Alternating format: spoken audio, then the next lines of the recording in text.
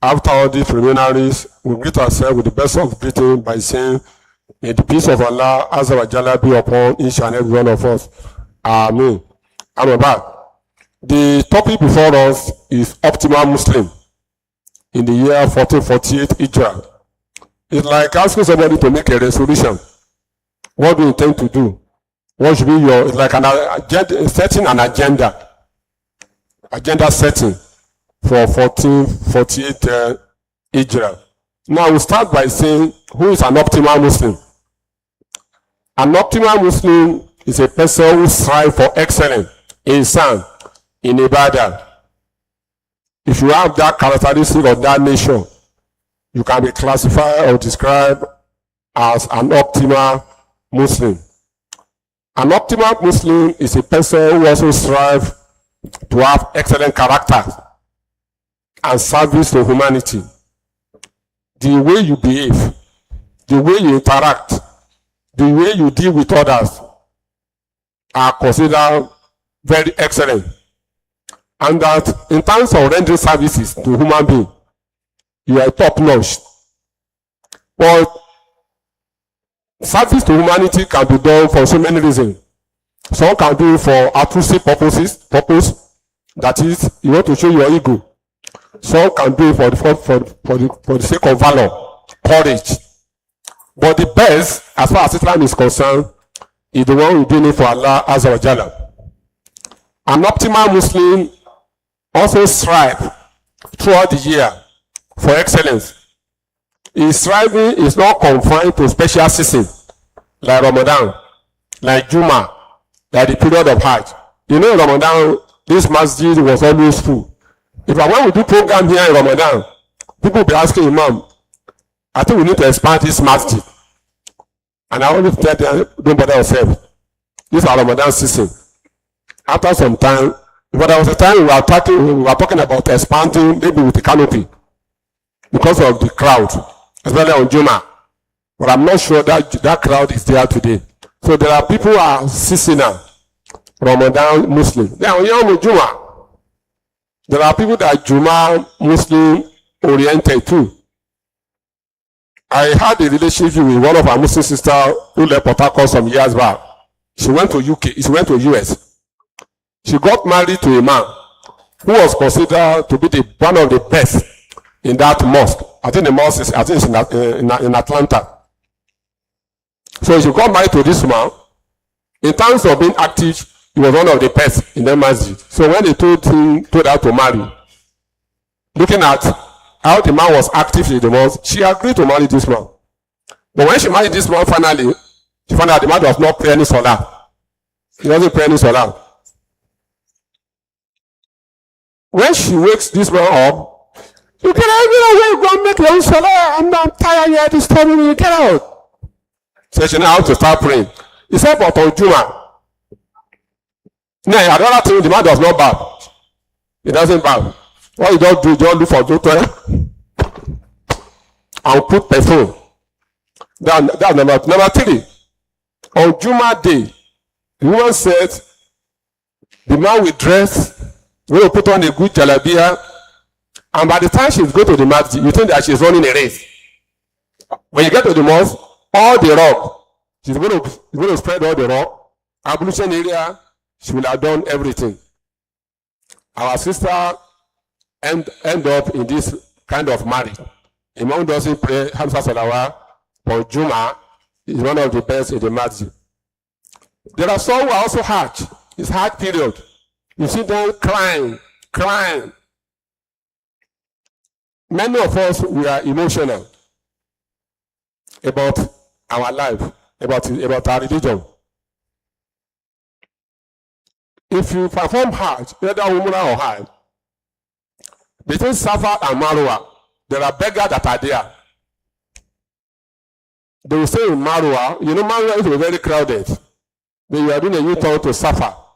Assalamu alaikum, Yahi. I'm a pilgrim from Pakistan. I went to Masjid Kuba to observe Salah. Before I came out, they are stealing my bag. All my money have disappeared. These are just lies. And they don't approach wise-skinned people They don't approach Arab. They don't approach European. They approach black because they know we are very emotional. Before you know, you start seeing Muslims already giving them 10 years. There was a particular day I saw one like that on Safa and Marwa, and I was going to the hotel. Then I saw them talking to a black man, and I think the guy is in Nigeria. The same husband and wife. They are not saying that they were husband and wife. The woman is in a cup. They have a trolley where they put their child inside.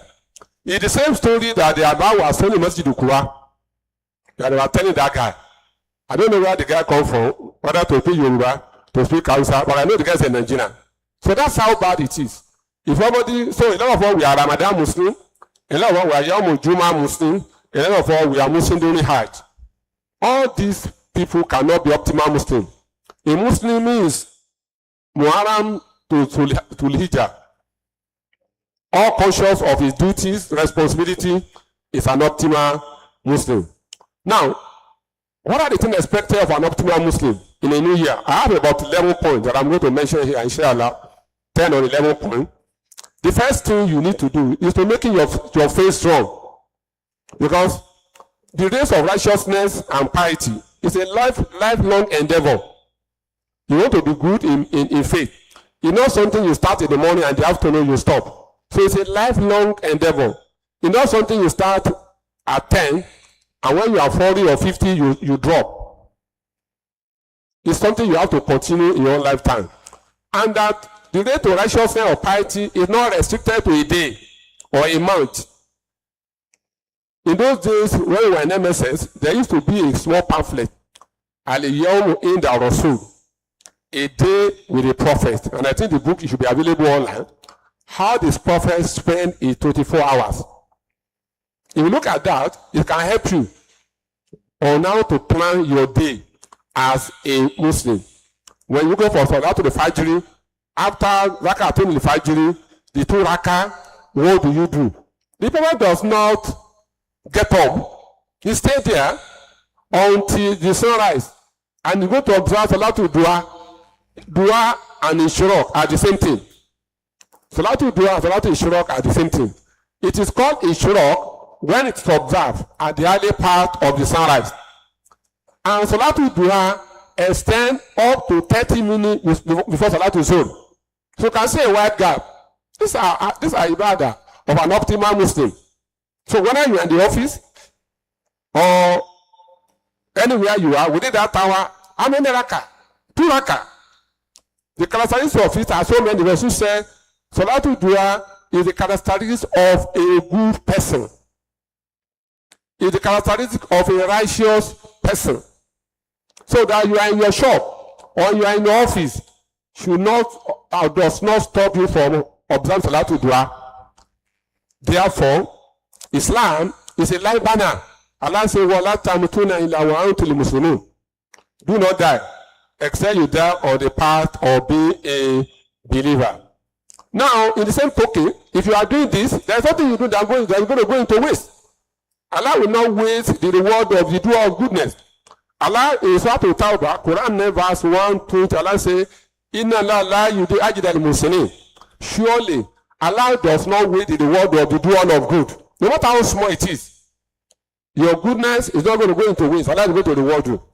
Abdullah ibn Rawi and Abu Darda, these are 2 companions of the Prophet. Sallallahu alaihi wasallam. He said, Iman, faith, is like a garment that we put on. It's like a shirt. Sometimes a person will put it on. At another time, he removes it. He takes it off. That is why there's going to be a good time in your faith. There's going to be a low time in your faith. A conscious Muslim is aware of the ups and downs of faith. And he struggles to keep his or her faith strong always. If anybody tells you that your faith is going to be the same every day, the person is lying. That is not the nature of human being. To buttress that is the hadith of Ukasha. Ukasha was a companion of the Prophet. One day, the Prophet was addressing them in Medina, in the masjid. And when they lived to the admission of the Prophet, they became strong, and all of them started crying. They were wailing and crying. But after some time, he left, they all left, they dispersed. He got to the house, he met his wife, maybe he hugged his wife, maybe he even kissed his wife. Then after some time, he started smiling and yearning. And now say, wasn't that the same with Kasha? Some minutes ago, or a few hours ago, that was crying. He's the one that is already yelling, then Ukasha has become a hypocrite. If he's not a hypocrite, he's supposed to have sustained that crime up to now. He has already hugged his wife, he's already crying, he's already yelling and smiling. Something that's wrong with him.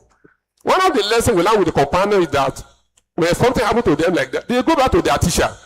And who was the teacher? Prophet Muhammad sallallahu ta'ala alaihi wasallam. What did he do?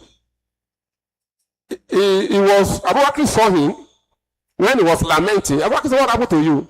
He now narrated the story. Abu Bakr said, I've done the same thing. I've also cried, I've also yelled, I've laughed. Then let's go and meet the Prophet sallallahu ta'ala alaihi wasallam. When they got to the Prophet, they narrated their story to the Prophet. They also said, if you are waiting like that, if you are staying in that condition you are, up to now, you will have seen the angel of Allah shaking your hand. But there is a time for this, there is a time for that. You are a human being, you are not angel. You cannot continue like that. So you are not a hypocrite. It will happen to you. There is going to be an ups, there is going to be a downtime in our faith. What we need to do as an optimal Muslim is for us to understand that Islam means submission and surrender to Allah alone. And that the only acceptable religion to Allah is Al-Islam. Allah in Surah Al-Imran, Quran 10 verse 90, Allah says, Inna din inda Allah al-Islam. Truly, the religion with Allah is Islam. We don't have any apology as Muslims about it. We have no apology to make. Those of us in religious studies, they used to accuse us that this is particularism. That you make your religion to be a particular religion to God. Jesus Christ also, in Christianity, is also in the Bible, in the book of John. Jesus Christ said is the way, the only way to God. It's the same thing. So if you quote this verse, and somebody say, what happened to Christianity? It's not your problem. For you to now begin to provide justification. You see, we worship the same God. It cannot be true. In the same token, in Surah Al-Imran, Quran 3 verse 85, Allah says, وَمَنْ يَبْتَغِيَ الْإِسْلَامُ دِينًا فَلَا يُقْبَلَ مِنْهُ. Allah said, whoever will seek a religion other than Islam, it will not be accepted from him. Allah says so. So, if you come with anything apart from Islam, it will not be accepted from him. May Allah continue to bless this woman. No matter the situation, Allah will raise people. There's an American lady. Her name is Koratami, a Muslim girl. The girl is either 19 or 20 years now. She debated with 20 Christians. If you're on TikTok, go and check it out. She debated with 20 Christians, and she defeated the 20 Christians. She wasn't using the Quran to debate with them. She was using the Bible to debate with them and refer with the Quran. They sat down like this, 20 of them, older than her in age, and she was the only one. And you know the Christians, they have a lot of stories about Islam. This girl subdued all of them. May Allah preserve this sister. May Allah grant such children in our family too. Anybody that have children, we pray that his children should be like that sister. Young, articulate. What time has he been able to read the entire Bible like that? What time has he been able to read the entire Quran like that? What time has he read the entire Hadith? That she has already mastered all those bullets that the Christians had in their hand, in their head. They were thrown at her, and I even learned from her the art of debate. What the Christians used to do when you're having a discussion with them, that they give you a question that is not related. He said, the guy will tell you, that's a deflection, that's a deflection. But I'm going to respond, but that's a deflection, that's not the question. If from her I hear that English, that you can use it in debate. And that's what the Christians do. When you tell them this, they will tell you, but your prophet married Aisha now. That's what you are discussing. Everything, Koratami address everything. Even the Muslim world today are already sharing that thing, making reference to what he has done. Even the Christians themselves are sharing and making reference to that. Just like a buffon, Pastor what's his name, Adamina, was sharing a buffon to us as Muslims. I encourage you to also go and share this to many of our Christian friends and neighbors for them to see Islam in a true sense. Now, the focus of an optimal Muslim is to worship Allah in order to attain the pleasure of Allah, which is paradise. Allah says, "Wama alaktu lijina wal insa illa liya'budun." That's the purpose of worshiping Allah. That's the mandate of Allah. That He has created me and you for the purpose of worshiping Him alone. And what do you do when you do that? Why are you doing that? It's for the pleasure of Allah. In Quran verse 72, Allah says, Allah said, the greatest of bliss, the greatest of enjoyment, the greatest of happiness is the pleasure of Allah. When Allah is pleased with you, nobody can be displeased with you. You know, none of us who are from Yoruba land, that's what they call Iyonu Aye. They say, what you need is what will make the world to be happy with you. And they will have you to go and look for a way Ajeobale. There's a leaf called wishes, those land on it. If you are not from the village, you may not know. If you are from Lagos, forget about that. And they will tell you what to do with it. Use it to bath. And when you do that, then the entire world will love you. Does a Muslim need this? Does a Muslim need this? La. Waduha waleli saja. That is the Iyonu Aye for a Muslim. When you do that, when Allah is pleased with you, nobody, I can tell you authoritatively that nobody will be against you. So, Waduha, Surah to Duha. That was the surah Allah revealed to Prophet Muhammad sallallahu alaihi wasallam. Everything was down. Everything was down. There was a blockade. There was a blackmail. There was an abandonment. There was a stoppage in Revelation. And Allah revealed this verse, this chapter, and Surah to the Hijrah for him. So if you are a Muslim too, cultivate the habit of doing that. Do it, inshallah, Allah will be pleased with you and everything will be fine. Now, we focus as Muslims to remain optimal Muslim with Ibadah. If you want to remain optimal, you must focus on Ibadah. That's the only thing that can make you to be optimal. Hamsat Salawat, the 5 daily prayer, Azikir, Tilawatul Quran, and Al-Muhasaba, self-evaluation. These are the things that can make you to be on the track of being optimal Muslim. The Rasul said, Allah Ta'ala said, Iman has more than 70 branches. The highest is the confession of Shahadatain, testifying to the oneness of Allah and the apostleship of Muhammad sallallahu alaihi wasallam. That's the peak of Iman. That's the first thing in Iman. And the lowest of it is for you to see a harmful object on the road and you remove it. If you have this faith as a Muslim, will you throw bottled water from inside your car on the highway? Since your prophet has taught you to take something harmful on the road, if you know this hadith, will you be eating maimai or bread? Then you throw the nylon bag, the nylon paper in the highway, and the wind, you're going to blow it to enter another person's car. These are the consciousness you get by being an optimal Muslim. By ensuring that you do not take something that is harmful, don't place on the road. But when you see one as a Muslim, what do? You remove it. These are the consciousness of an optimal Muslim. These are these, Sahih Bukhari and Sahih Muslim. Again, the Prophet said, modesty is part of Iman. For you to be modest is part of Iman. Al-Haya, he has no shame. That's I am.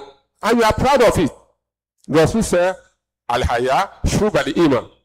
When you are modest, it's part of Iman. In the same, again, the Prophet said, the hadith is Bukhari and Muslim. The Prophet said, the most perfect believer is the one who is best in character. The most perfect among the believer is the one who is best in character. This hadith in At-Tirmidhi is in Abu Dawud. So in essence, Islam offer you the best of character. Islam train you. Islam teaches you the best of character. Islam should reflect in you, in your character, the way you behave, the way you talk, the way you interact with people. And again, Rasul said, simplicity in dress is part of Iman. You dress simple. This hadith in Ibn Majah. It doesn't mean that you cannot wear expensive clothes. You can wear. But the more expensive a cloth is, the more exposed such clothes are. When you see a cloth that are very expensive, that's the one that is very transparent. You see through. When you hear how much they buy it, you begin to wonder. Shaitan said he's going to decorate what is evil as good. Whatever that is evil, Shaitan is going to make it attractive. If you see people dressing on, when they are doing award, maybe Oscar, Grammy award, you see those who are on that place. What they wear are thousands of dollars, but 70% of the body are exposed. And people will be snapping them, showing them on Instagram, showing them online, because they are naked. Our brother from Ede, David, when he went the last one, his wife, almost every other given to his wife, was outside for everybody to see. But that's what she, the husband dressed well, but the wife, everything was out. Because these are the things they see as being a celebrity or attaining stardom. So the Muslim, who is an optimal Muslim, he or she is conscious of what to wear. You know, when we talk of dressing in Islam, people always think there's only the women that should dress well. As if there is no dress code for men. As we have dress code for men, for women, Islam also offers dress code for men. It's not only the women that should dress well, the men should also dress well. If your wife is using hijab, or niqab, jilbab, kimar, that's what you like. She put on shorts, that's what you like. But in your own, you look for the best of t-shirt and a face cap. So when the two of you are now going and say, she mommy in here, is that your mom? No, it's my wife. You made that to look like that because you are putting on a polo. And those of you are giving beard, you are using razor to remove the beard. Everything is very clean, like Sahara Desert. So, these are the injustices of men to women. So women want to dress well. They want to use their wife is not even, or their husband is not even allowing them. You know, they say, this thing is too long now. They start complaining about the length of the hijab, the color of the hijab, and all these things. And gradually, she adopts the slogan of NYC, remove hairdresses. Remove hairdresses become remove all dresses. Number 2, regular ibadah. What are regular ibadah? Abdullah ibn Umar radiyallahu anhu reported this hadith from the Rasul sallallahu ta'ala sallam. The Rasul said, Bunyanul Islam al-Hams. Shahadatu an la ilaha illallah wa anna Muhammadan Rasulullah wa iqami salah wa ta'i zakat wa samu Ramadan wa hajj al-bayt. That Islam is built on 5 pillars, testifying to the oneness of Allah and the apostleship of Prophet Muhammad sallallahu ta'ala alayhi wa sallam. Establishment of Salah. I did not say praying Salah. Establishment of Salah, giving out of Zakah, fasting in the month of Ramadan, and Hajj to the house of Allah. These are these in Buhari and Sahih Muslim. Now, the regular ibadah are done with the utmost love for Allah, dedicated to Allah alone. You are not doing Salah because of your father, your mom, or your husband, or your wife. Or you are doing because Allah says it should be done, because of the law you have for Allah. Allah in Surah Al-Baqarah, Quran 2 verse 165, Allah says, وَالَّذِينَ آمَنُوا أَشْهَدُوا بِاللَّهِ. Believers, what do they do? They love Allah more than any other thing. They love Allah more than any other thing. But the question should be asking ourselves whether we really love Allah. Some of us love our husband more than Allah. Some of us will love our wife more than Allah. These are the issue. But some of us will fear our wife more than Allah. Some of us will fear, I'm not sure, women know they fear their husband. It's the men that fear their wife. May Allah liberate them. Again, prayer pray before you are prayed upon underscore the importance of Salah in our life. You know, Salah to Fajr, Zuri, Asr, Maghrib, and Isha. These are salawat. But there's going to be a Salah that will be observed on you, and you're not a participant. I don't know if you understand that. So before that Salah is going to be given to you, why don't you pray? Why don't you observe Salah? So pray before you are prayed upon. You are going to be praying. A Salah is going. You are going to be the object, the focus of a Salah, and you are not a participant. And that is when Salah is the first ibadah to be examined on Yawm al-Qiyamah. If you pass it, by Allah, you have succeeded as a believer. That is why we talk about Salah all the time. If you get it right, Alhamdulillah. It does not mean that fasting is not good. Fasting is part of ibadah. Charity is part of ibadah. Hajj is part of ibadah. Umrah is part of ibadah. So many. But if you get this one right, others become bonus for you. It is the most important aspect of our worship. Many people perform salat, but very few establish salat. Many people perform salat, but very few people establish salat. Just as Umar Radiallahu Anhu said, many people are present in Hajj, only few people perform Hajj. What does that mean? 1.5 million people are in Hajj. Maybe in the estimate of Allah, the people that are establishing, performing Hajj, maybe they are just 500. The rest are tourists, the rest are visitors, the rest are there to go and catch angel of death. That's why they have to be there. Some are there for business, but all of them are going visa for Hajj. So Umar said, not everybody that is in Arafah is actually performing Hajj. In the same token, not everyone that is in the masjid is establishing Salah. That is why Allah used the word Iqamah to Salah. And what does that mean? It means the following. Number one, Iqamah to Salah means Salah is observed in Jama'ah, in congregation. Take the pain. As an optimal Muslim, how many of these salawat can you observe in Jama'ah? In the mosque, preferably.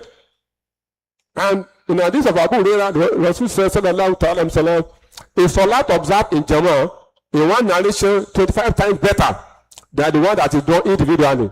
In another narration, 27 times better. So that is the virtue of salat in Jama'ah. Then number two, the salat should be done in the masjid. There are some people, even the masjid is placed beside their house.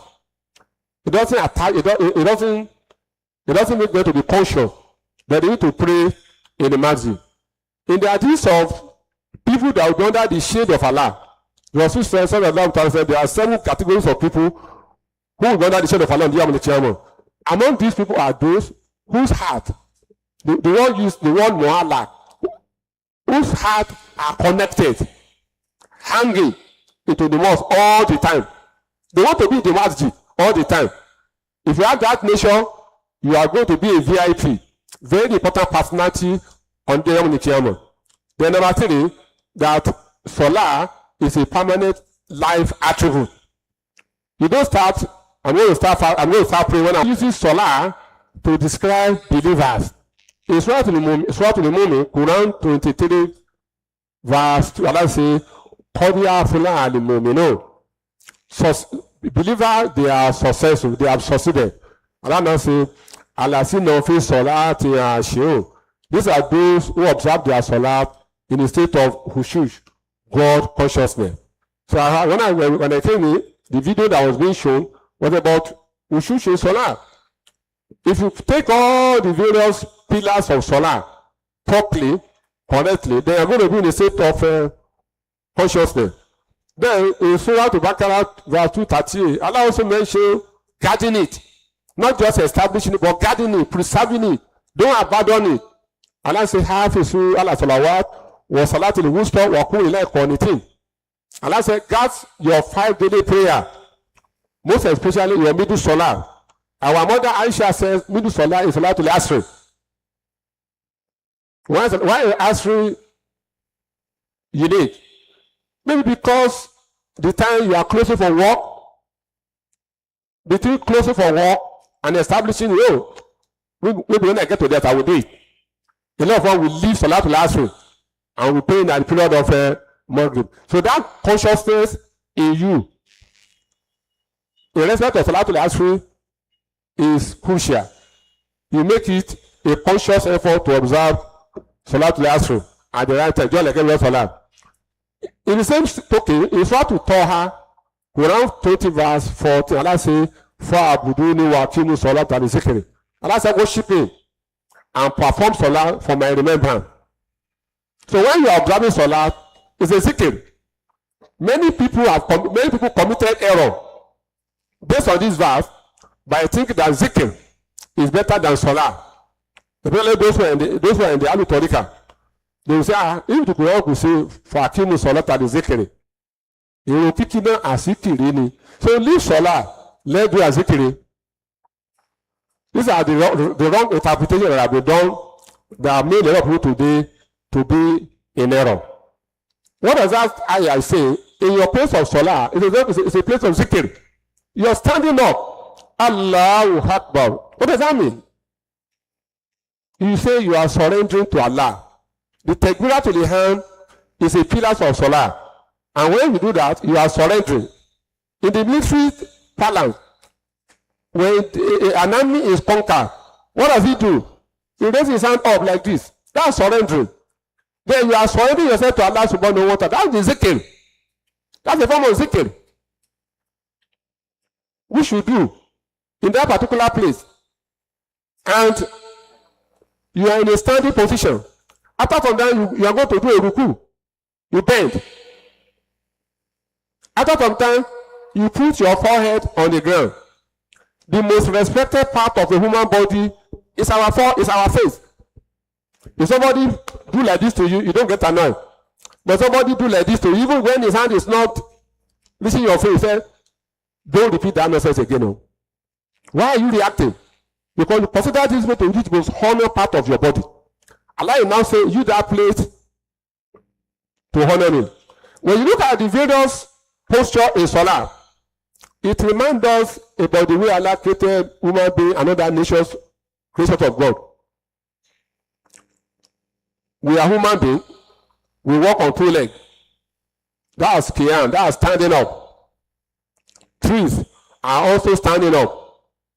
The day a tree is not standing up, a tree is on the ground like a root. What happened to that tree? What do we call it? It becomes a firewood. It moves from being a tree to become what? A firewood. Because it has moved away from the natural order of Allah. The order of Allah is for a tree to be standing up perpetually. If anything happens to that tree and they fall on the ground, people will use they will look for axes and they cut it down. It becomes a firewood. Whether it dry, it never dry, they go pack it somewhere to allow it to dry. It means that that tree has moved from the order of Allah. Allah said, La tabla al-halikillah.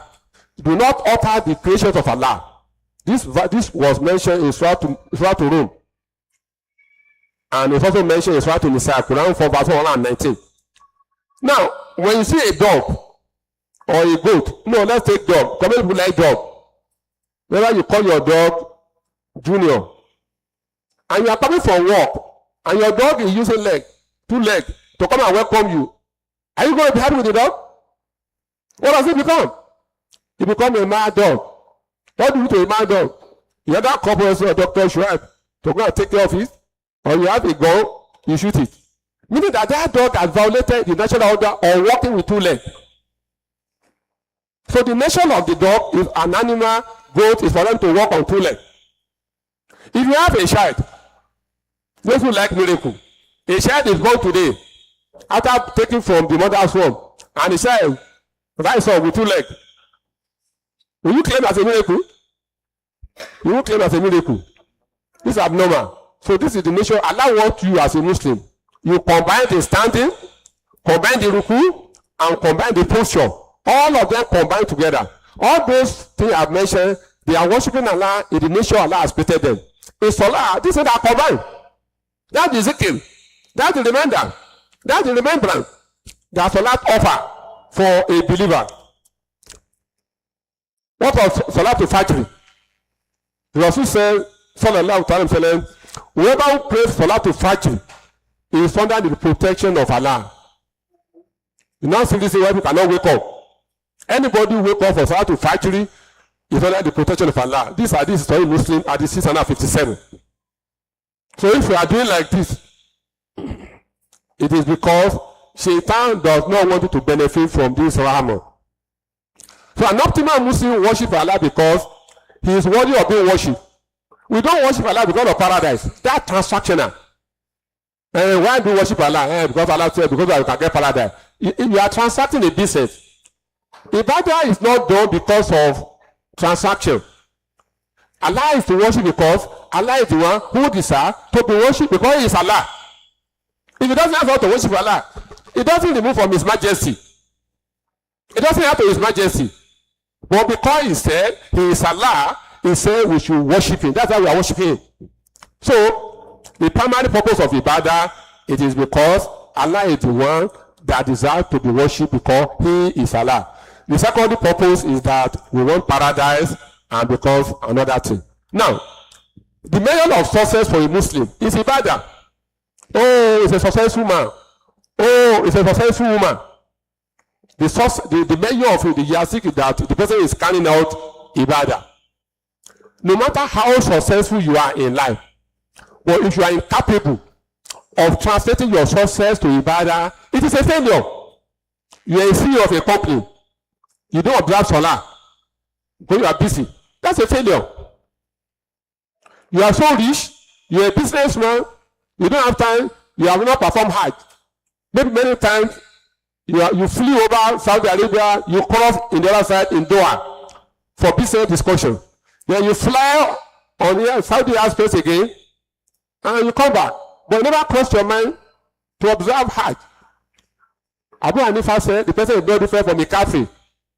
And that if he should die, we should not bury him in our graveyard. So, he's successful as a businessman. But Ibadah-wise, is empty. So that is a failure. Now, no matter the trial in your life, if you are capable of translating the trial into worship, it is success. You have challenges in life, but you never allow these challenges to bring you down, to hold you down. You always establish your salah, your fasting, the one you can do of ibadah, tahajjud, qiyamul layl, duha. You are doing all those things. That's a successful person. Therefore, any success not translated to worship is fitna. You have any success Allah has given to you that you cannot translate it to worship. It's an act of fitna. It's a trial. Go and check it out. But that thing is also said Allah gives some people money because they are destined to hellfire. Allah gives some people position because they are destined for hellfire. Allah gives some people children because they are destined for hellfire. They are trial for them. You're only successful if you're able to translate your position, your wealth, your children into the worship of Allah. If you're able to do that, then it becomes success for you. May Allah grant us excellent success in our life. Number 3, excellence in good character. The good character is the hallmark of an optimal Muslim. The Rasul said, sallallahu ta'ala, and this is another Al-Usrah. I've only been sent to perfect the good characters of human beings. That's the purpose of Islam. If you do Islamic history, you recall Arabia, how it was. The Prophet did not have, he has no DSS, he has no standing army, he has no navy, he has no air force, he has no FBI. How was he able to transform Arabia? It was because of the teaching and the character. Anybody who perform hard, when you are in Makkah, you'll be seeing the behavior of the Makkah in the aggressive life. When you get to Medina, you see a little bit of calmness.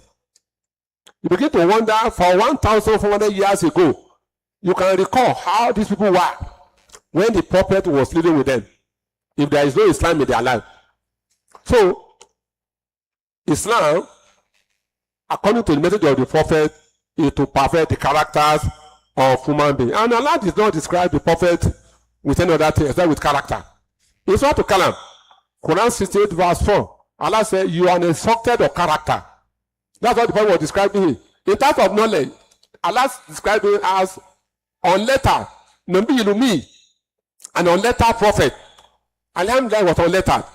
If he had been lettered, the Muslim would not have been able to defend some of the statements in the Quran today. Even with that, we see a lot of Orientalists, enemies of Islam, trying to say that the Quran was copied. But when they look at it, they cannot sustain it. How can an illiterate person copy something from a literate group of people? Or what of the scientific thing that the Quran mentioned at a time when it was not able to discovered by scientists? Where did they copy it from? And that will only let you know that the Quran is the book of Allah. Sayyid ibn Hisham radiallahu anhu was a companion. He went to our mother Aisha radiallahu anha. He asked her, what is the character of the messenger of Allah? And our mother replied, have you not read the Quran? Said said, yes, of course I've read. She now said, verily, the character of the prophet is the Quran. So the character of the prophet is the Quran. Meaning that the prophet was a Quran, it's a walking Quran. He operationalized the teachings, the message of the Quran. Anas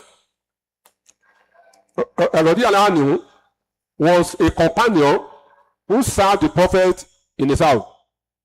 He said his mother is Sulaim. This is the role of mothers in the life of children.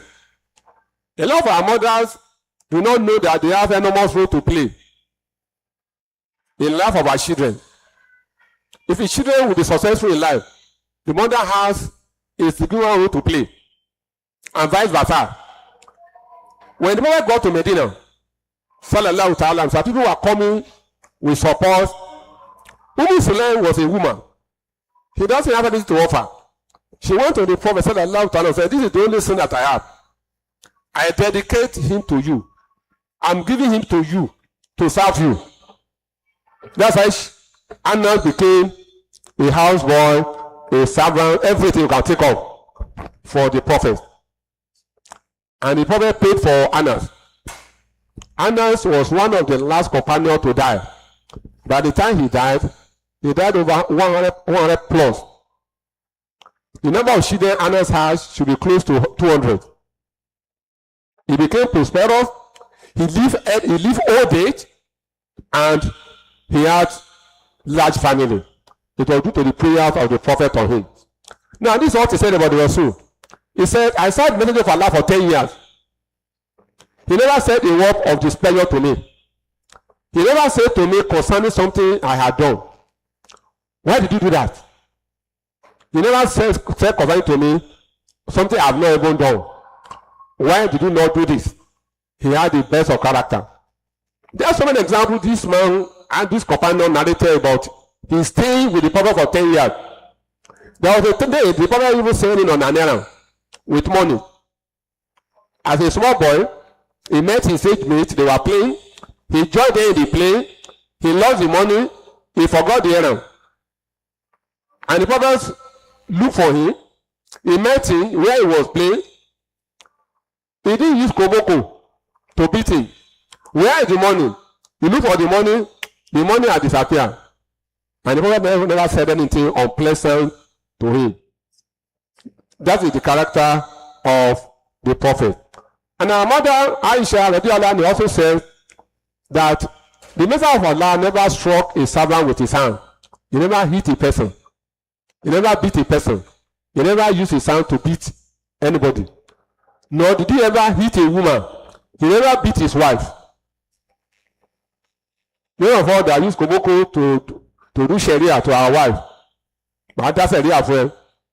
And the Sharia you are going to do for the woman to go and do for koboko that has 8 mouths. And then many. Remember this hadith. He never hit anything with his hand.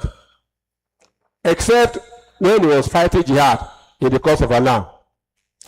And when he was given 2 options, he will only take the easiest of them. Except that one is sinful.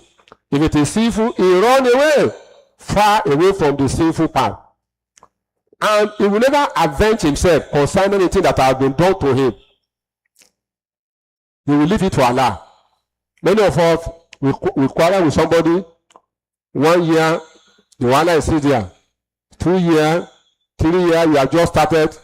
7 years, 10 years, some of us even die with the quarrel.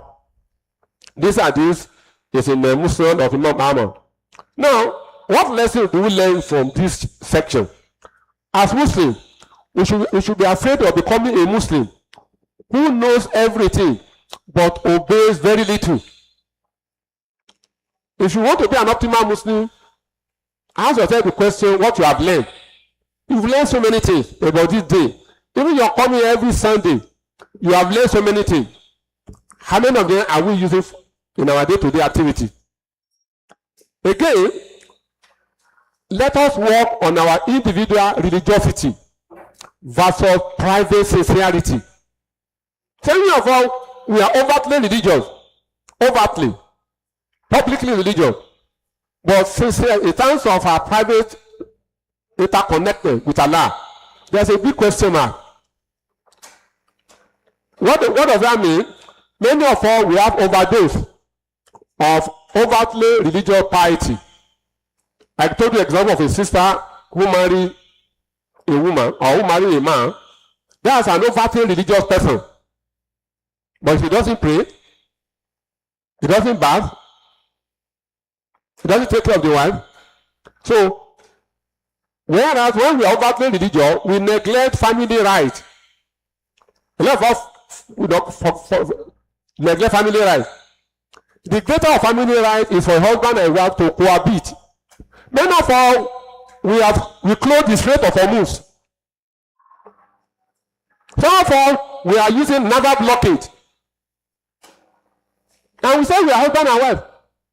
If you close the Strait of Hormuz, and the price of oil continue to increase, the economy of the world having inflation, and you are not bothered, something is wrong with you.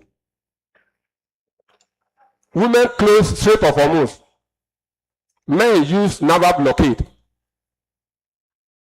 When you have such kind of a situation in your family, you have neglected a fundamental family right. Number 2, reckless marriages and nikah. That's what is happening today. You just marry anyhow. Then business honesty. We cannot do a business with ourselves and we are not going to quarrel. Or we take ourselves to FCC. Or look for police to help us collect the debt. These are transactions done by Muslim to Muslim. But business honesty. I watched a video last during the week.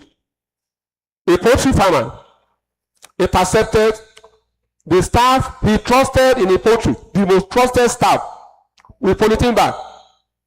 When the woman asked him to open the polythene bag, 4 crates of egg were found in the polythene bag. And the woman will say, you that I trusted the most, you that I consider to be the most sincere person, why are poultry? Look at the production of poultry in Nigeria today and our consumption. Our production is far less than what we produce, what we consume. Even because there are no people that who are not ready to do. Many of them, they are closed down. Those who do poultry business, your worker, they will come from home with a cooler, full flask. You think they are lunch that is there. And when they are work, they will be breaking the egg inside their cooler. You can imagine the amount of egg that will fill a cooler. So if he is going with his cooler, will you be suspecting anything? The one who gave me this question, gave me this information, I said, who are the buyer? He said, those who are doing cake, confectionery people, they are the original buyer. So they already have a market for it. The one that is buying, the one that is selling it, he is stealing it from a poultry where he is working. She is expecting him or her daily. You are going to use such money to educate your children, to feed your wife, to feed your children, and you are expecting barakah in all these things. So, dishonesty in business. Then number 2, or number 4, character deficit. In fact, some people tell about many of us, we are characterless. We are characterless. You can't say it's good in this area, the level of character deficit is very high. So we also suffer spiritual burnout and inconsistencies in ibadah. Many start very strong and they fade away.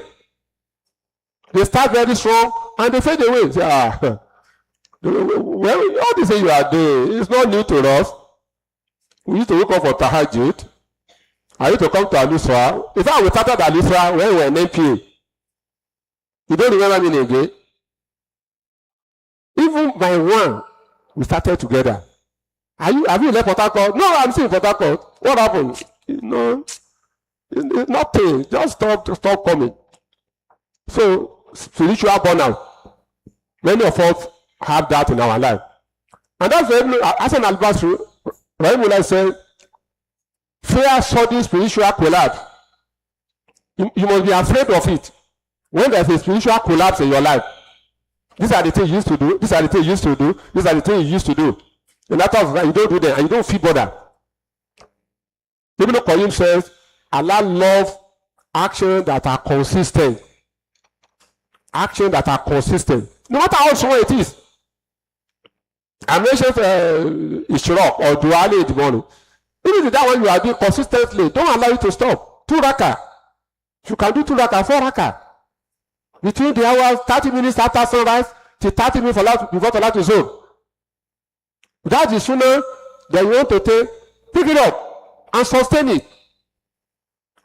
Small deed done regularly is a healer for the heart. It's a healer for the heart. And that's why Hassan al-Basri said, fear Allah in private before you speak about it in the public.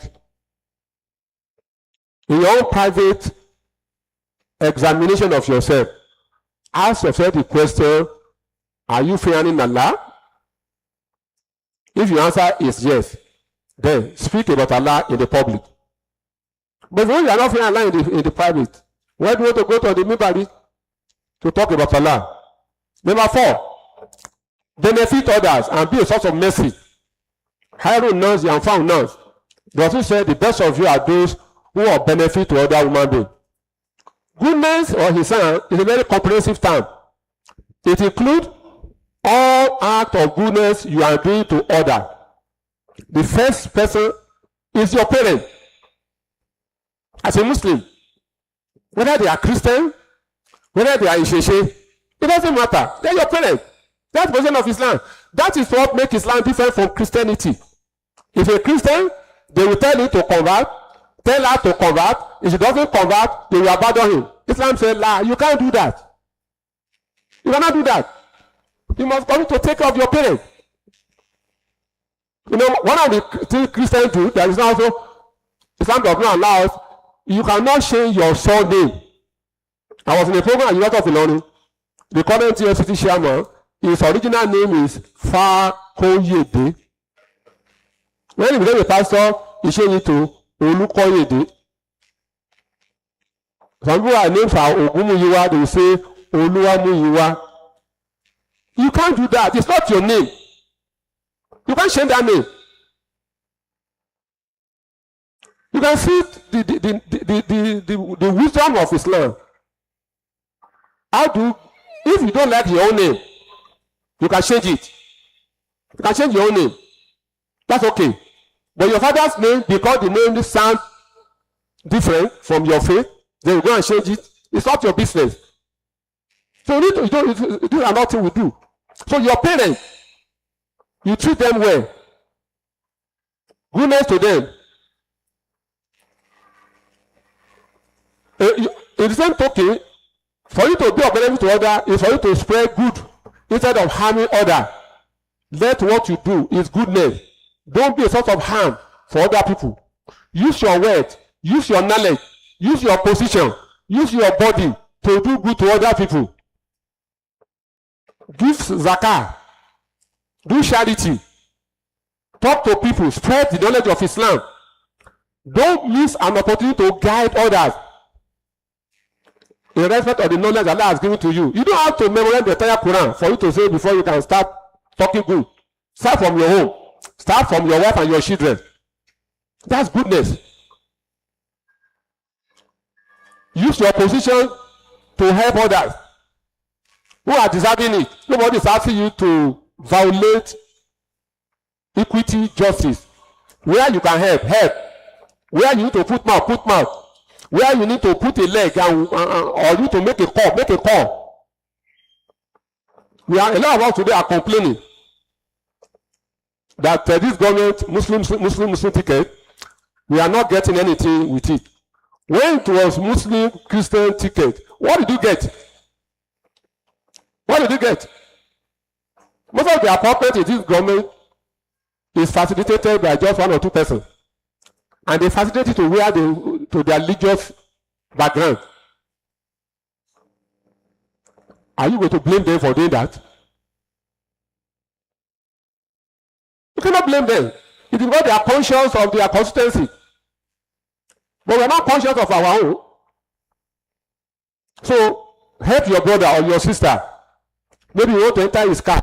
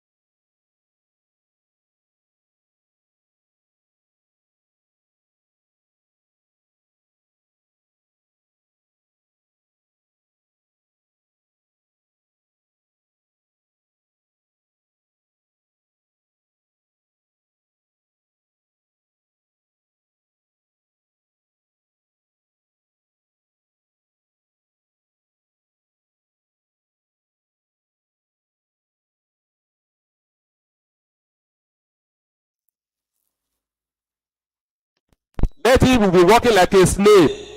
Let him not be walking like a peacock. You are going to wait. I found out in Dubai.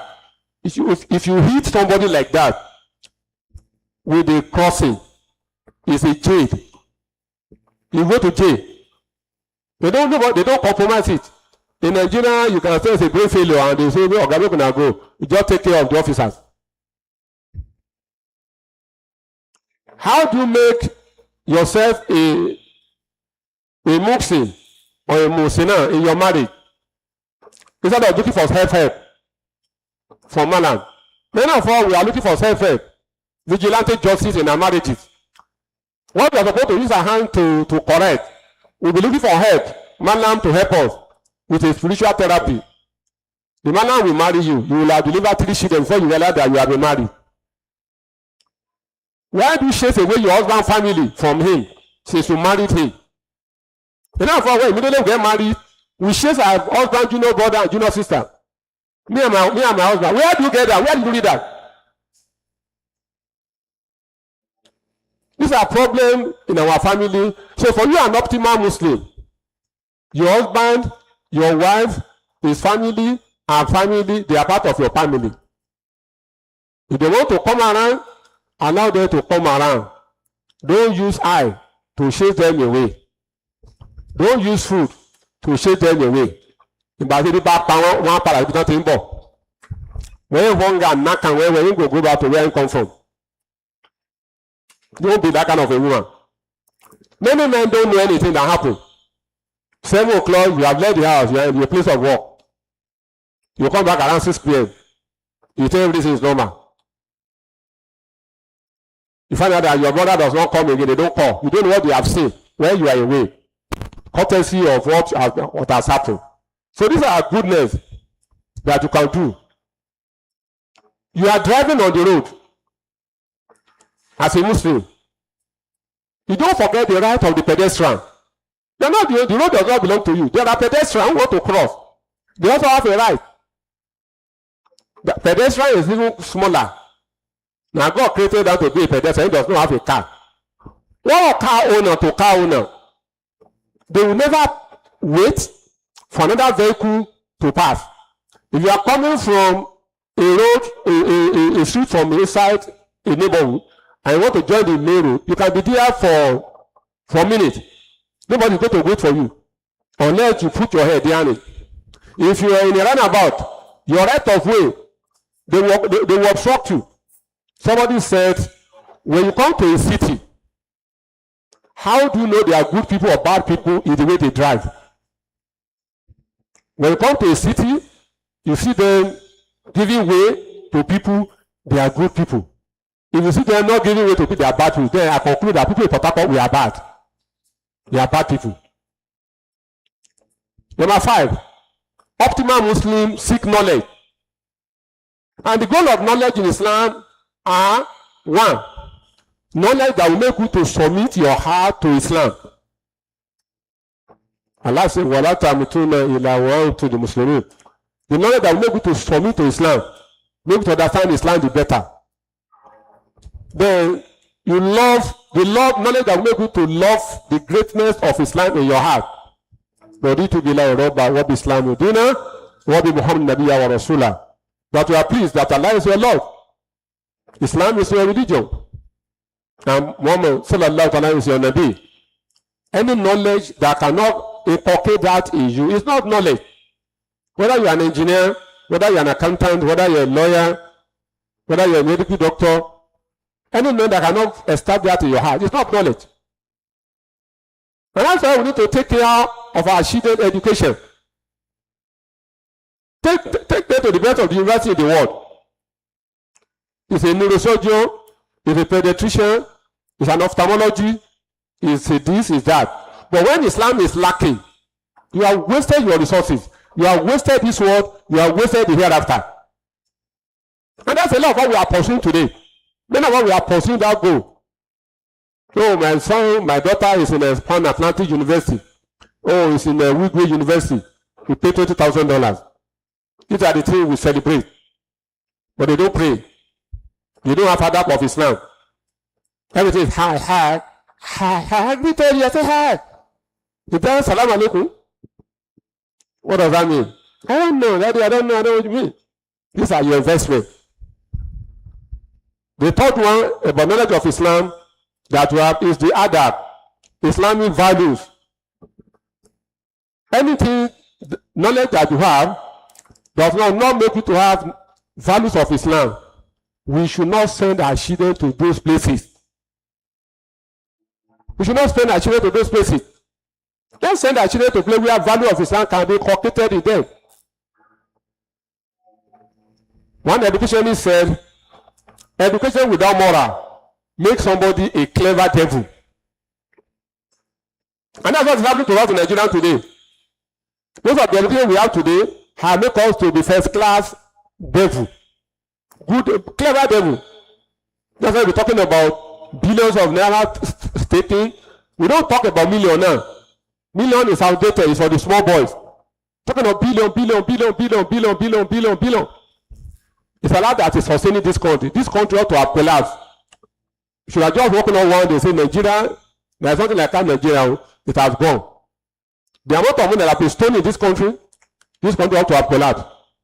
And the country is still living, breathing, show that God has a purpose for this country. And those who are still in it are Muslim and Christian. I don't know of any sheshe. But I know these are the two religions. Look at Alhaji Saleh, the Nigerian Minister of Power, who was already there for 2019 to 2020 or 2021. Money meant for Sugeru power plant and Magia power plant. He used a Burundi sheet and transferred 31 billion naira. What is a Burundi sheet? Now, what are our brothers in the north who are now talking? I don't know why we do not have shame. Sugeru power plant is in the north. Manila power plant is in the north.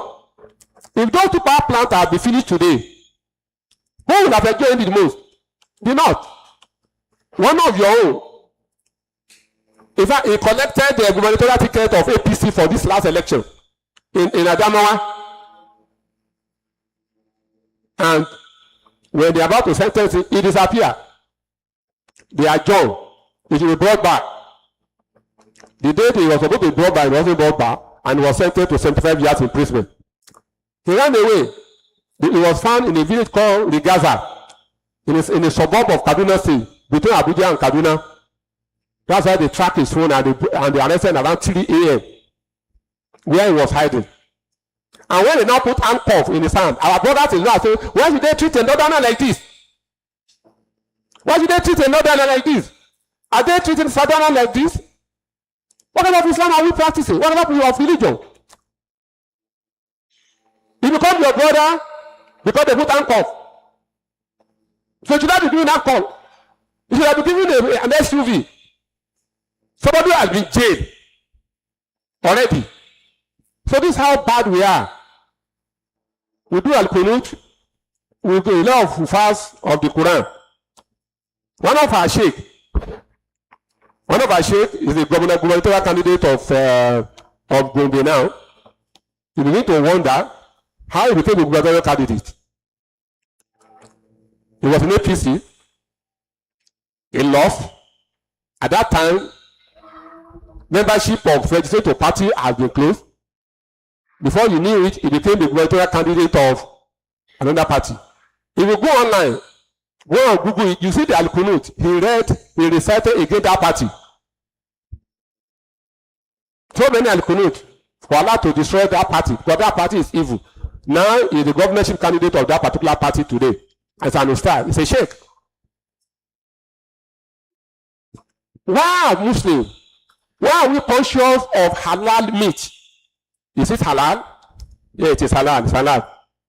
And we are not conscious of halal income, halal money. We don't ask questions whether that money is halal. MashaAllah, MashaAllah. Azalu fadli Rabbi. MashaAllah, Barakallahu fi. MashaAllah. But when we don't care, but we are clear about the meat that we eat, we don't care about the money that we are putting into our pocket. That is not an education we are talking about. Number 6, let's guard our heart, our tongue, and stay away from sin. That's part of the resolution you have to make. You know the sin you used to commit. Like I said earlier on, many of us are very good in Salat, but we are very poor in relating with other people. Very poor in our relation with others because we are good in Salat. Many have knowledge of the day in our head, but our character is zero. When you speak, MashaAllah. When you quote the Quran, MashaAllah. When you quote the Hadith, it is awesome. When that of character is a negation.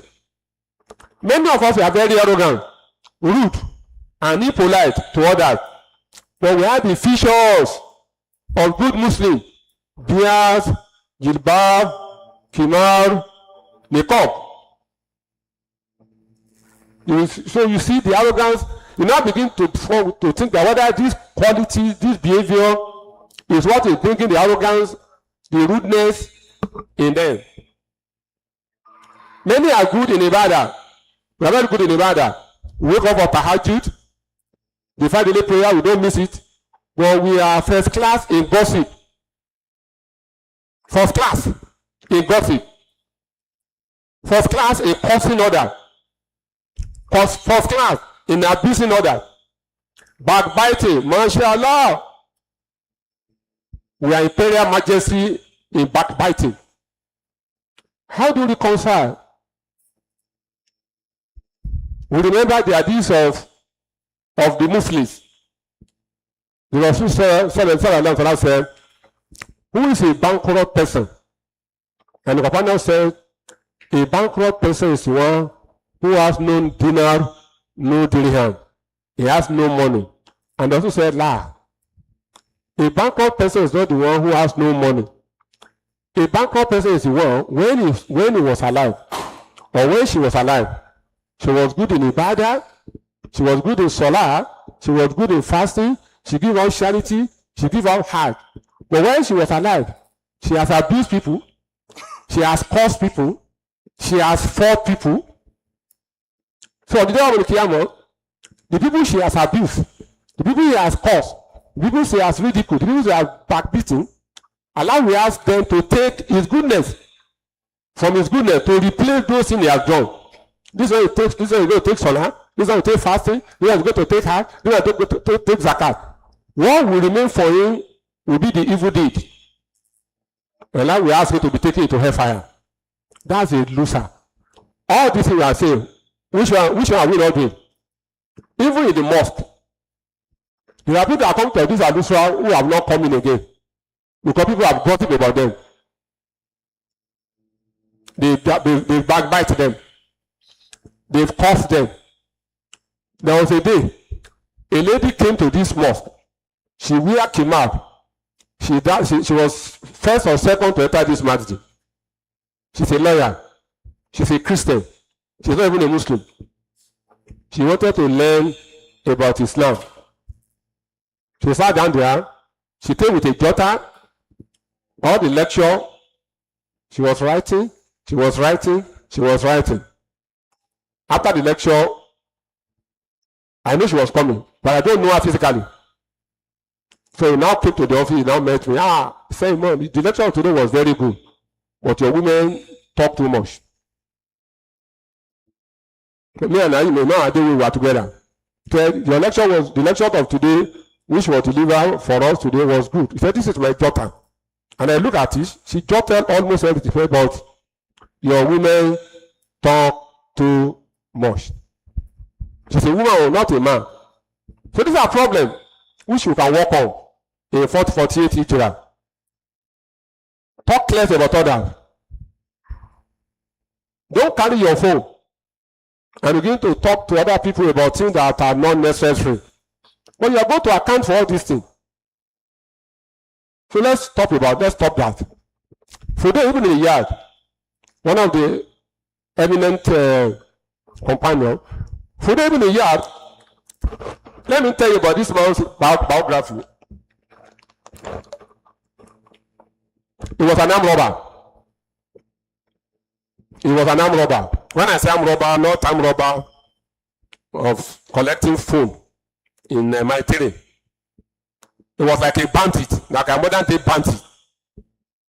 He converted to Islam. And everything about him changed completely. In fact, we are talking about the most knowledgeable person in Mecca. In terms of faith, it is today.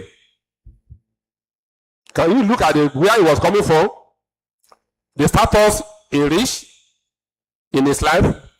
I was listening to a video yesterday. Harun al-Rashid was an Abbasid caliph. He came to Mecca to perform Hajj. He saw the Kaaba, nothing happened to his heart. Nothing, there was no changes. You know, sir, people always talk about Hajj, Kaaba, but nothing happened to me. He now said, please take me to a scholar in Mecca. As an Amir Mumini. And he went to the first house. The man talked to him.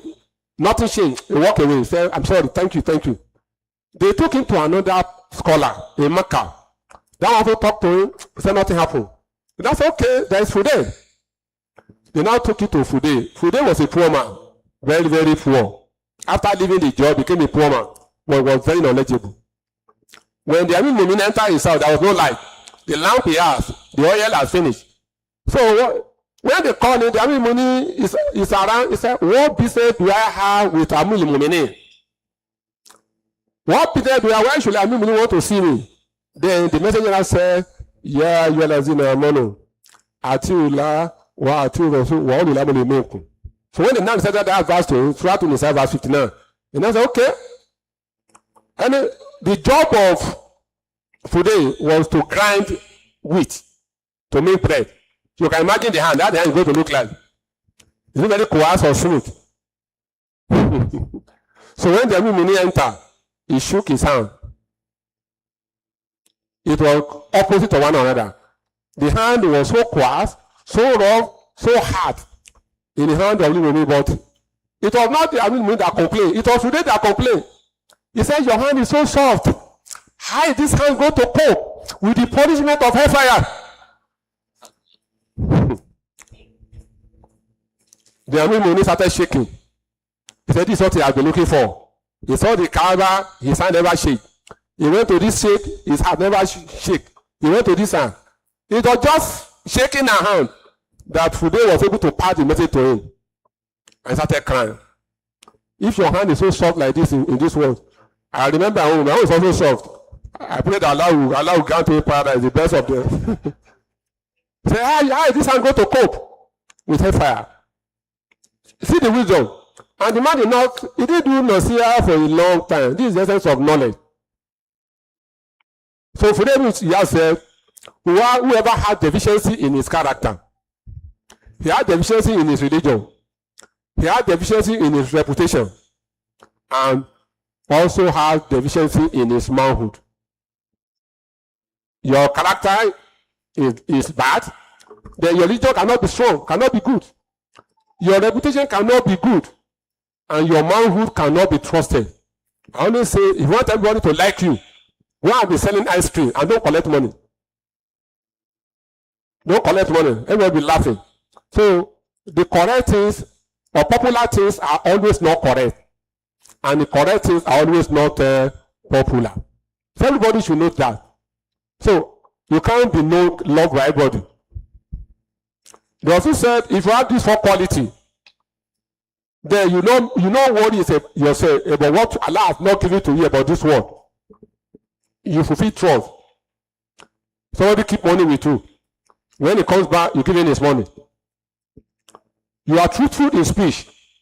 Whatever you say is going to be good. Your character is excellent. You restrain yourself from food. It's not every food that you eat. You regret missing anything. Because these are the things that make people to become corrupt. Somebody gives money to you, business wise, you betray him because you want to double up the money. You want to make it quick business. And when they come to you about the money, you start lying. You need to tell a lie. And that is why Roosevelt, one of the philosophers, said, suit me with your truthfulness. Don't please me with your falsehood. Don't make me happy by telling me lie. But tell me the truth. Let it hurt me. I'm going to take it. Now for you to embellish lies for me, so that I can be happy for you. So these are things that I'm talking about good character. Number 7, work for excellence in your work.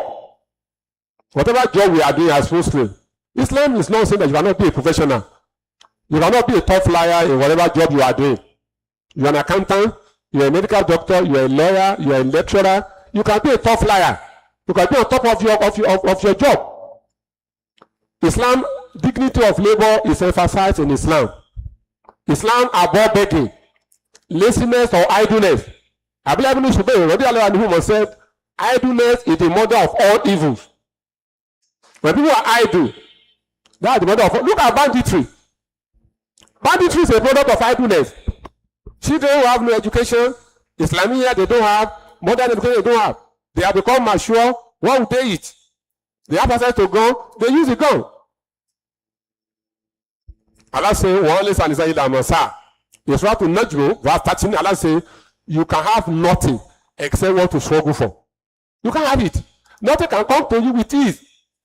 There is no real road or easy way to success.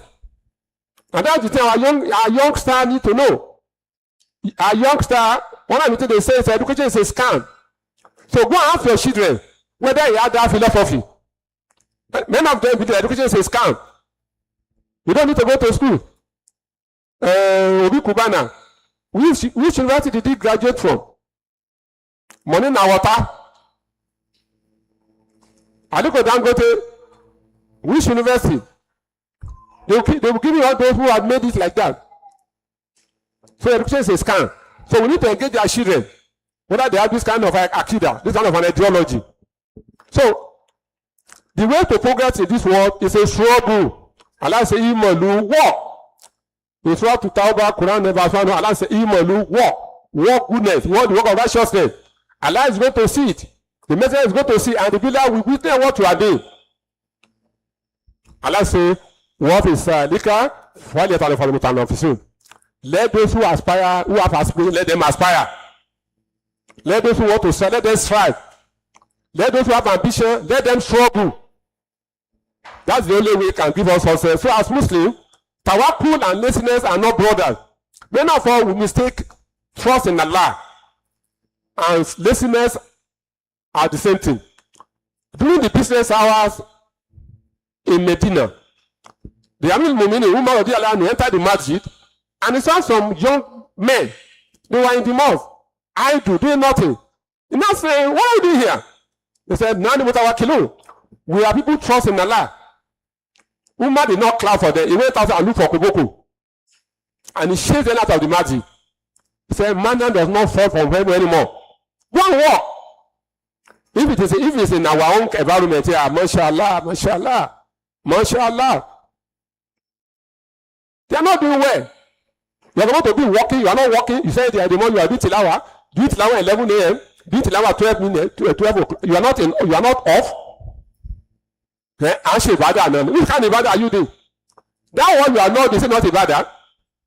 Now when the same brother come around to go and beg for money, you ask him, man, can we get money from zakat? It's entitled now. Who told you it's entitled? Because you don't get leg, you don't get hand. These are problems, these are the emotional things we do as Muslims. So do your part and trust in Allah. Remember the hadith of the bed. Rasul says, every bed, when they wake up from their nest in the morning, their stomach is empty. But they wake up and travel far, far, far, far. By the time they come back, their stomach is full. What lesson do you learn from that? They did not stay on their nest. They have to show the ground for that food.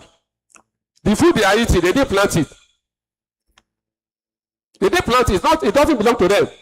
When they enter your farm, thank God for you. You'll be regretting your life. They eat and belly food. If you are a rice farmer, if bird enter your rice farm, you'll be crying. What do? The rice will be standing. They just pluck the liquid. After plucking, nothing remains. That's what Allah said. That's the reason Allah said you should plant it. Allah is asking to plant it because of those birds. And that is why in another hadith, Rasul says, if the day of judgment is about to come, and you have something to plant, say go and plant it. Even if you don't benefit from it, the animal bird eat from it, Allah is going to reward you. That's the goodness of Islam. So don't say, I'm not going to walk. I'm not going to walk. You must walk. Many of men are not walking. Our wives are feeding us. And we are happy with it. What kind of happy? And you have like a langa. You go and tell the person you want to do sooner. Which sooner are you doing with her at night? Because you belly food, that's why you have energy. That's why your local government area is effective. With hunger, your AGA local government is supposed to be doing ruku. A special ruku. There should be a common. But when you are a lazy man, they eat. But they eat good food. They go from friend to friend and their stomach is full. That is not Islam. Now, let us also invite others to goodness. Allah say, وَمَا حَسَنُ قُولَ مِمَّنْ دَعَا إِلَى اللَّهِ وَعَمِلَ صَالِحًا وَقَالَ إِنَّنِي مِنَ الْمُسْلِمِينَ. In Surah Al-Fussilat, Quran 41 verse 30, Allah says, who is better in speech than the one who invites to Allah? Follow it up with righteous deeds and say, I'm one of the Muslims. It means that you invite others with your character. You can invite me to Islam without being a preacher. Without being a preacher. People can accept Islam because of you. And you will not know when you are good. But if you are the one that quarrel, fight everybody, gossip about people, say that man, I beg you, don't tell your secret before him or how. Na CNN, na BBC. Or you are the one that people have kept money with. You are a cooperative society. You are the treasurer. Money disappear. Money begin to grow in. There are some places I know this product called when they are looking for treasure, they say, Alaji, na Alaji. If you are not putting Alaji at the treasurer, I mean, I'm not going to join you, know. Because some people have already demonstrated trustworthiness as Muslims. Now you now came, you don't know that people have laid the background for you. And you now invest, and then I tell you an allergy. Which kind of allergy you be self? So you invite others with your character. Invite others with your kind words. Don't be harsh. Don't be harsh to people. And be a Muslim of Islamic personality and Islamic mentality. What does that mean? You already have Islamic personality. You have beard, you have jilbab, you have all those things. Mashallah, may Allah bless it for you. But Islamic mentality is for you to see everything from the point of view of Islam. I mean, Rama first, so before Islam. Then you're a kafir. Doesn't matter whether people don't call you that. You are a Muslim from Yoruba. You are a Muslim from Asalamu. Not an Hausa. You are a Muslim who is a Fulani. Your ethnic identity should not be a preface before your Islam. There is nothing before Islam. Islam is Islam. Liberal Muslim, fundamentally Muslim. There is nothing like you are either a Muslim or not a Muslim. So we need to be aware of that. Why do we need to talk? Why do we need to preach? Allah said, "What type of fitna? La to see Asalamu minkum aso wa alamu wa nana shadid liqab." Allah is not to learn for Quran 8 verse 25. Allah said, "Beware of wahala, beware of fitna." That won't happen. Those who do it, those who do not know anything about it, they suffer it together. Are we not suffering what is happening to us in Nigeria today now? We are suffering it because of maladministration, misgovernance, north-south dichotomy. Somebody should come from the north, the turn of the north. We will put a buffon there. In front of the south, we will put a thief. And that's what we have been doing since 1990, since 1960. You have to understand of north-south, not from place of competence. That's what we are today. When I came to Port Harcourt in 1982, October 5, the mosque in Port Harcourt to identify on the basis of ethnic, Yoruba mosque, Hausa mosque, Asalamu mosque, Torika mosque. These are the four identifications. That's the mosque we met. But today, I'm not sure that thing exists anymore. It has fizzled out because of Dawa. It fizzled out. The generation that came begin to talk against it. You can't have Yoruba mosque, Hausa mosque, Torika mosque, Asalamu mosque, and you expect Islam to grow. Why must we speak? Look at this hadith. This hadith is in Buhari. The Prophet says, Sallallahu Alaihi Wasallam, the parable of this world we are in. There are good people, there are bad people. You have to accept that. He now said, people decided to go on a journey on a ship in the high sea. And people were told, bring a jug of water, welcome, everybody get your own water, welcome, He said, in the ship, there are two deckers, the lower decker and the upper decker. So when we enter the decker on the high sea, the people in the lower decker did not bring their water. They won't drink water. We have to bring water. He said, the Prophet now said, if the people of the upper decker refuse to give them water, they can make a hole inside that ship. They will drink, they will belly food. What will happen to the ship? They will sin. That's what the bad people do to the good people. Look at us as parents. You that are 24 hours looking after your children. Some people are not working on their children. The children will meet in school. They will meet in university. They will meet in NYC. That's why one step forward, many steps backward. If everybody is doing his own part, maybe our life will have been different today. But we cannot stop talking. We cannot stop doing goodness. We cannot stop ensuring that the right things are done in the society. Unfortunately, Muslims will lament and we do not organize ourselves. There's what they call end-bias. Some of you know when they put on Al-Usrah platform, they want to scrap into. I don't get emotional about it. When end-bias was established, end-bias have been in existence since 1960 in the north. It was President Buhari that made it to be a national platform, just like NECO, to give room for those who have Arabic and Islamic studies who are in Arabic and Islamic school, so that the certificate can be recognized. When it was established, the person they made the coordinator of the Southwest was my Oga. He has retired in the university. Before he retired, he can hardly climb a staircase. That's why they made a coordinator of the Southwest. The one they made a coordinator of the Southeast. If I had this man and me and this person, we are still very small by him, by his side. If he's walking, you'll be pitying him.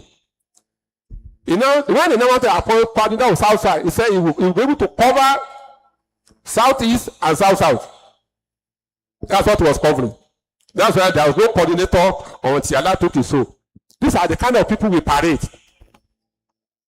When NECO was established, many universities did not accept NECO. No, we don't want NECO, we don't want NECO. But NECO did not stop there. They were advocating, they were engaging, they were talking. Today, NECO is an acceptable result. Embarrass. How many people know about embarrass? Even the Muslim school that we have, how many of these people have got to all these people to engage them? For them to register in embarrass. You can tell them, take WAEC and embarrass and drop NECO. Or do NECO, drop WAEC and take embarrass. No engagement. They just sit down there and will be lamenting, will be agonizing. They want to scrap it. Oh, let's engage government. Oh. Why are we always like that? If you go to the offices today, a large number of them are Christian. Because the civil servants saw it as an opportunity for them to empower their brothers and sisters. It's a better government agency now. And that's where just like our Jaiz bank. The Ghana must go of form. Jaiz brought to this place was as big as this. We are the ones sharing it, sponsoring people here and there. We open account. What I go to the place, apart from manager, Balikis, I don't know of another Muslim that is there. In fact, there's a Jehovah's Witness in Jaiz bank. Go to Lotus. All of them, they be to my office not once, not twice. They are all Christian. But the guy who is the manager, they are finished for Uniport here. I don't know which department where you study Islamic finance or Islamic banking. Go to Taj. All of them, the day they opened it, they invited me. I had somebody to go and represent me there. No single Muslim. So this is it. So when things happen, we now want people to go and be doing vigilante justice. Start going on online. I don't think that's the issue. Muslims should stop lamentation. We should begin to do advocacy. If you don't talk, nobody gives you authority and power. Except you fight for it. You ask for it. You demand for it. Nigerian Supreme Council for Islamic Affairs was established in 1973. Was established in 1976. I'm going to tell you the history behind it. Some people are talking now. Supreme Council was established in 1973 after a conference in Kaduna in 1972.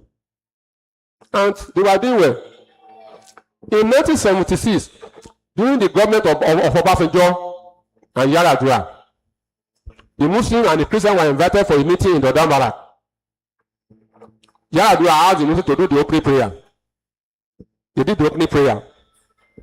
So after this, they wanted to do closing prayer. Yaradua said Muslims should do closing prayer. Then the prisoner said, what of us? Yaradua said, I don't know whom I'm going to invite now. Is it Catholic? Or Methodist? Or Anglican? So I'm going to. So I know you have the denominational differences. That's why I didn't call you. After that meeting, they now call a meeting. Okay? You see what has happened to us? Let us establish a body.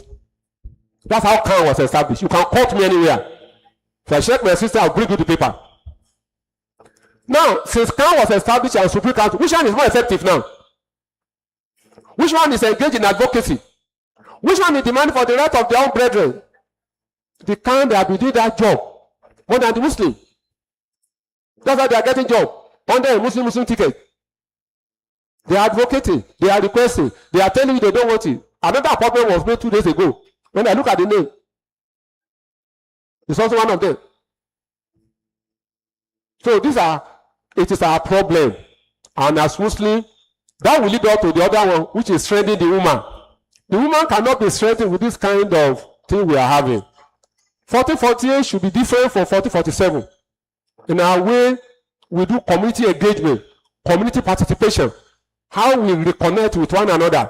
We can't be a society that is divided on the basis of ethnicity, sectarianism. Happiness is achieved in 4 ways. If you're having problems, these are 4 ways that I know. Number 1, you trust in Allah. You have no choice as a Muslim. If you trust in Allah, Allah is going to grant you happiness. Number 2, the family you establish is a source of happiness.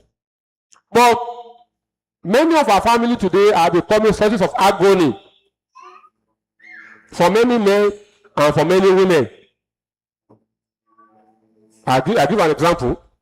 When Strait of Hormuz are closed, naval blockade on the Persian Gulf, you cannot expect family not to be in disarray. Then some of us, we marry wrongly. We are married wrongly, either as men or as women. After realizing our error, to change that error becomes a problem for us. And that's why many of us today, we are philosophers. We have become philosophers in marriages. When we talk about ourselves, Subhanallah, Subhanallah. That thing you say is a philosopher. He has so many things to say, but he cannot say it. These are the agony of many men and many women. Then the third one is the Muslim organization. You can't be idle. You can't be alone. You can't be at home. So you don't want to belong to any organization. Islam is about communalism. Salah, doing it together. Fasting, doing it together. Eid, doing it together. Hajj, doing it together. Giving out charity, you can't give it to yourself. It's about communalism. Marriage ceremonies, people have to be your witnesses. So it's about coming together. So when you want to stay alone, you are going to diminish spiritually. And when you come together, you nourish your soul with it. And finally, love yourself. Many of us we don't love ourselves.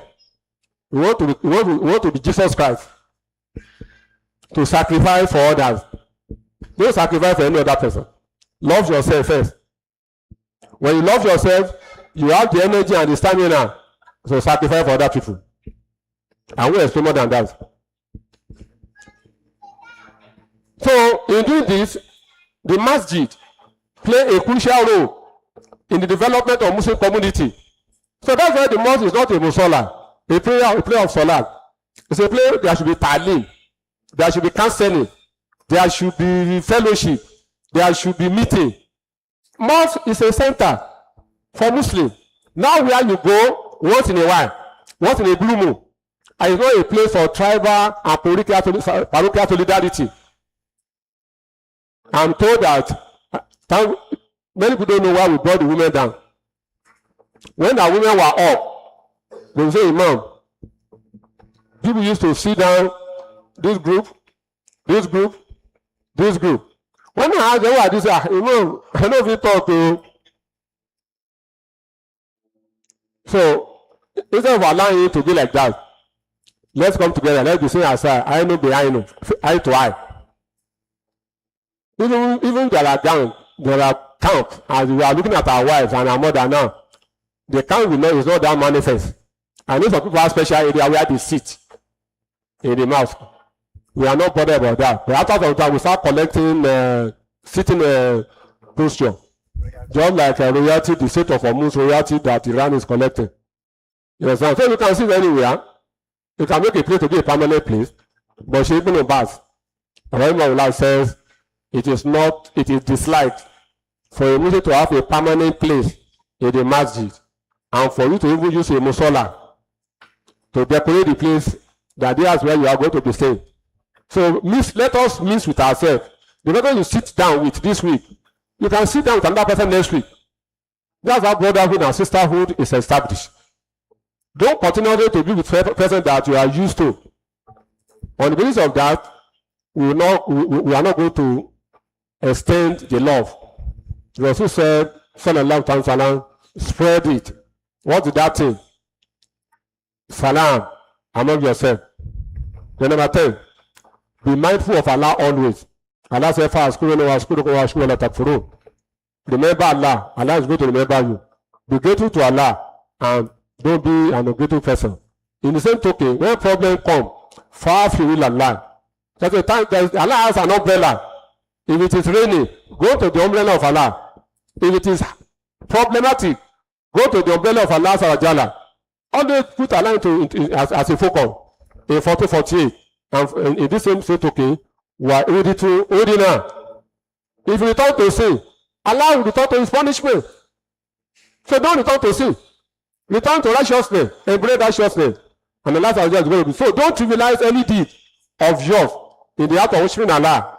The most rewarding are the obligatory deeds, and the most beloved are the punctual deeds. 11. Prepare for the hereafter. Death is what we all know. Alaikum, the day of judgment. Everything is going to perish. It will remain Allah subhanahu wa ta'ala.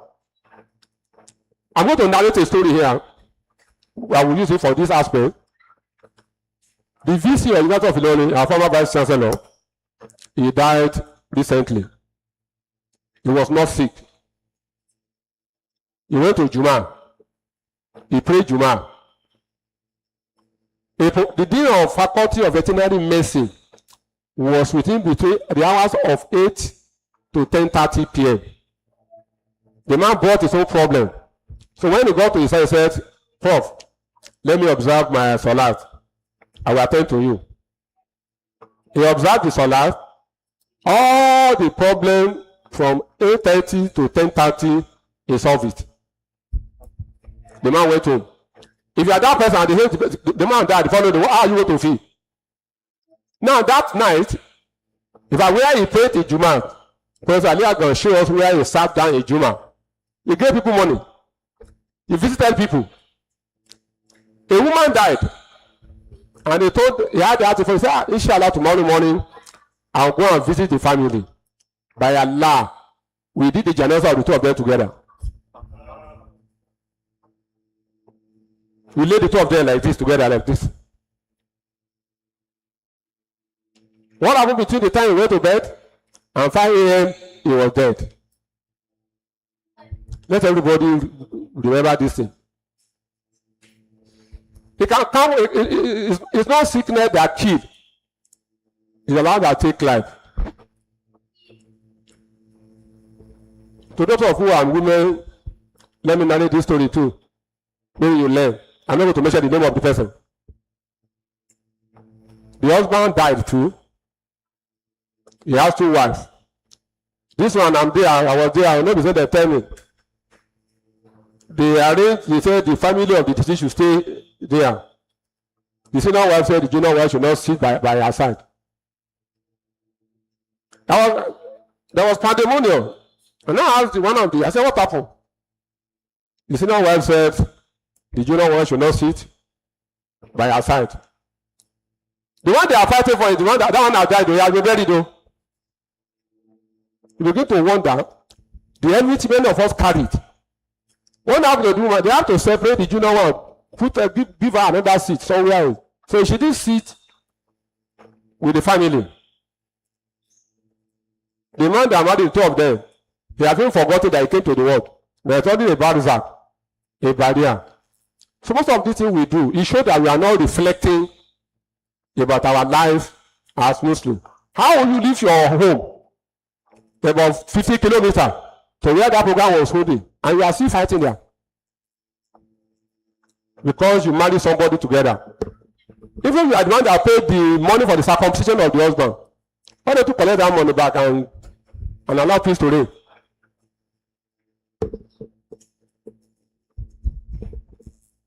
Finally, how do you remain optimal Muslim? Do al-muhasaba, self-evaluation. Evaluate yourself before you are going to be evaluated. Criticize yourself before you are going to be criticized. It's a statement of woman. These are the things we should do on daily basis, weekly basis, monthly basis. Number 2, be in the company of righteous people. Engage in zikr and tafakur. If you do a lot of zikr, tafakur, most of all these problems that we are having will not be there. Again, imbibe sabru, patience. As-sabru as-salasa. Patience is classified into 3. 1, to do the right thing when it is very difficult for you to do. To move away from evil when the evil thing is very attractive for you to do. And number 3, to be able to withstand any trial that befall you as a Muslim. When that trial happens, that's the point of your sabr. That's the point of your patience. Anything you do after that is no more sabr. And number 6, make dua. Let's be making dua all the time as Muslims. We should not be tired. Dua for yourself, your wife, your children, your family. Let's continue to make dua, and Allah will grant us. They use ibadah. One of them is tahajjud, one of them is dua, one of them is askar, and tawbah, repentance. I also say, in Ibn Majah, the one who has repented from sin is like the one who has not committed any sin at all. Allah wants you to repent. Don't get tired of repentance. The Rasul said, make istighfar 100 times in a day. If the world could be doing istighfar 100 times in a day, what of you? It's not to fatigue. Quran 48. Allah said, we are forgiven of his sin in the past and in the future. But we will still doing istighfar 100 times in a day. So your istighfar can be as many times in a day. Make it a quorum, maybe it an anthem, maybe it a pledge with Allah subhanahu wa ta'ala. So that at the end of the day, you are going to remain an optimal Muslim, not only 48, but all year round. أقول قولي هذا واستغفر الله لي ولكم والسلام عليكم ورحمة الله وبركاته. Takbir. Alhamdulillah, we thank Allah for guiding our Imam through delivering the lecture. We pray that Allah increase him in knowledge, in taqwa. Likewise, all of us that we have taken our time to be here and listening, we pray that Allah to reward every one of us abundantly. Al-Fatiha. Bismillahir Rahmanir Rahim. Alhamdulillahi Rabbil Alameen. Ar-Rahmanir Rahim. Maliki Yawmiddin. Iyyaka na'budu wa iyyaka nasta'in. Ihdina siratal mustaqim. Siratal ladina an'amta alayhim. Ghayril maghdubi alayhim waladdallin. Amin. Now, if you have any question or comments in regard to the lecture, so let us signify before we read out the announcement that we have on the table. Any question, comment, shake, announcement.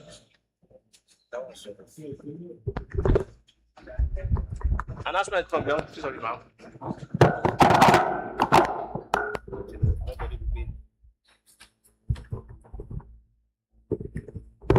No announcement. Now, inshallah, our next week Al-Usrah program will be anchored by the Sister Circle. The topic of the lecture is healing the wounds, that's breaking this cycle of toxic marriage. So our guest speaker will be Dr. Musliu Okeshina. So, and we have our Chief Imam, Professor Abdulrazaq Kilani as the chief host. We have chief hostess, Hijrah Bakar Alima. So let us make it a day. Let us come on time, because if you do not come on time, we will not be able to cover a lot of ground. So let us be at the Al-Usrah complex as much as possible, as let's say 10:30. This program is supposed to start by 10:30, so let us be punctual. But I'll make it is for every one of us. The second announcement that the Son 1 Al-Usrah will be having their monthly